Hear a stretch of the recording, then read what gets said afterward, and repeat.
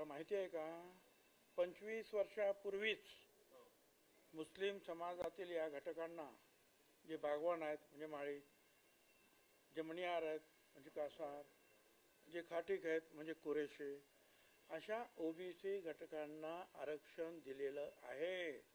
आणि त्यावेळेला स्वतः जे सिनेस्टार दिलीप कुमार यांनी त्याच्यामध्ये पुढाकार घेतला होता. ते माझ्याकडे आले, ते त्यावेळेला विलासराव देशमुख जे मुख्यमंत्री होते त्यांच्याकडे सुद्धा गेले, पवार साहेबांकडे गेले. आणि त्याच वेळेला जे इथला व्यवसाय आणि तिकडचा व्यवसाय त्याचं जे साम्य आहे त्या लोकांना मिळालेलं आरक्षण दिलं आहे. त्यांना उगीच माहीत काही नसतं हो. काय बोलायचं म्हणून बोलायचं, कधी मुसलमानांना खुश करण्यासाठी, तर कधी धनगर समाजांना खुश करण्यासाठी, कधी वंजारी समाजांना खुश करण्यासाठी. त्यांना म्हण तू त्यांची काळजी करून तुला एक अभ्यास करावा होता.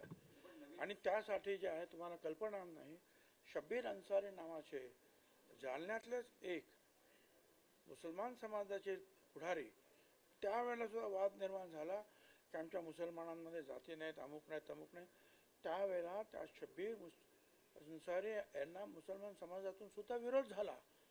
पण त्या विचारांनी काच सोडली नाही, जिल्ह्यात गेले, गावागावात गेले आणि त्याच्यामध्ये यश मिळवलेलं आहे.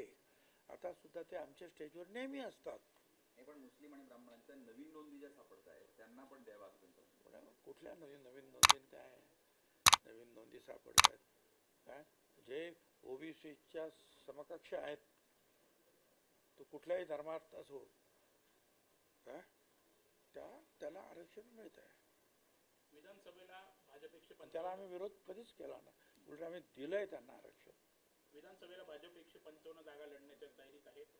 कुठेतरी आता जास्त जागा वाटतात का? धाकधूक वाढली तिथं? मला काय तुम्ही सांगता म्हणून मला तर काय मी वाचलं नाही ते किती लढतायत नाही, काय लढतात. काय आता एवढ्या आतल्या गोटाची माहिती तुमच्याकडे असतात, माझ्याकडे नाही. मंत्रिमंडळाच्या विस्ताराच्या संदर्भामध्ये